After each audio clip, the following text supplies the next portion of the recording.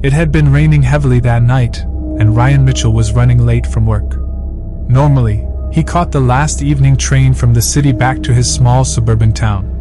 But tonight, the storm had delayed him, and he feared he would miss the final ride home. "Come on, Ryan, if you miss this train, you'll be stranded all night," he muttered to himself, sprinting through the slick, empty streets. Just as the train's whistle echoed in the distance, Ryan managed to leap aboard, his shoes splashing against the wet platform. Breathing heavily, he stood by the door for a moment, then made his way toward the back, sliding into his usual window seat. Rain lashed against the glass, and the rhythmic hum of the wheels on the track began to soothe his exhaustion. Lightning flashed across the horizon, followed by the deep rumble of thunder. To his surprise, the train was nearly empty.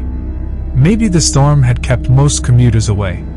Resting his head back, Ryan closed his eyes for a moment, whispering, "Just a little nap." When he woke only 2 minutes later, the train was packed with passengers. The aisles overflowed with people, their faces pale, their clothes damp as if they had just stepped out of the rain. Ryan blinked in confusion. What the hell? Where did they all come from? No stops yet. Shaking his head, he convinced himself it was just exhaustion playing tricks. He closed his eyes again. When he opened them a second time, the train was empty. Not a single soul remained. His chest tightened. No, this doesn't make sense. I saw them. They were here. That's when he smelled it, sharp, acrid smoke, like a cheap cigar.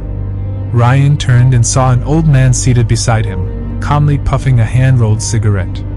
His wrinkled face looked carved out of shadow, and his eyes gleamed unnaturally in the dim light. "I've been riding this train for 30 years, the old man said in a raspy voice. "After midnight, no living soul dares to board it." Ryan tried to laugh it off. "Come on, man. I'm just tired. The storm's messing with my head."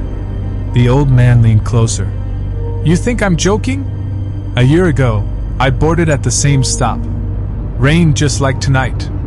The train was empty until I realized someone was watching me." He sat across from me. Face pale, eyes hollow, like there was no life inside. He raised a finger, pointed straight at me, and whispered. The old man's voice dropped. "You shouldn't be here." Ryan shivered. "Sounds like a dream." The man crushed his cigarette beneath his boot. "Dreams don't follow you for years." Before Ryan could respond, his vision blurred. His head bobbed against the window, and sleep overtook him once more. When he awoke, the old man was gone. Only the faint haze of smoke lingered. He scanned the car nervously, only to notice another passenger a few seats ahead. A man was holding a newspaper, calmly reading in the middle of the night. His face was hidden behind the pages. Ryan hesitated, then called out, "Hey, who are you?" No answer. Lightning flashed through the window, illuminating the car in stark white. Slowly, the man lowered the newspaper. Ryan's stomach dropped. His face was mangled, blood streaking across his skull. One side caved in as if from a brutal accident. His empty eyes stared directly into Ryan's soul. Ryan screamed and curled into his seat. When he dared to look again, the man's face was normal, calm, kind, almost friendly. "You okay, buddy? You look pale. Want some water?" No, I saw your face," Ryan stammered. The man smiled faintly. "Things appear and disappear on this train. Don't cling to what you see. Just don't stay here too long." Ryan's trembling hands accepted the water bottle. He splashed some onto his face, trying to convince himself he was imagining it. But when he turned back, the man had vanished. "Where did he go?" Ryan whispered, panic building. Then he heard a voice near the door. "I'm right here." Ryan spun around. The man stood at the exit, staring at him. The train's speed surged, and before Ryan could react, the stranger leapt out into the darkness. A sickening thud echoed against the storm. Heart racing, Ryan knew he couldn't stay. As the train screeched into the next station, he bolted out, stumbling onto the deserted platform. The rain poured harder, soaking him as he turned back to look at the train. His blood froze. The train no longer looked whole. Its cars were twisted, burned, and half-crushed, as though it had derailed long ago.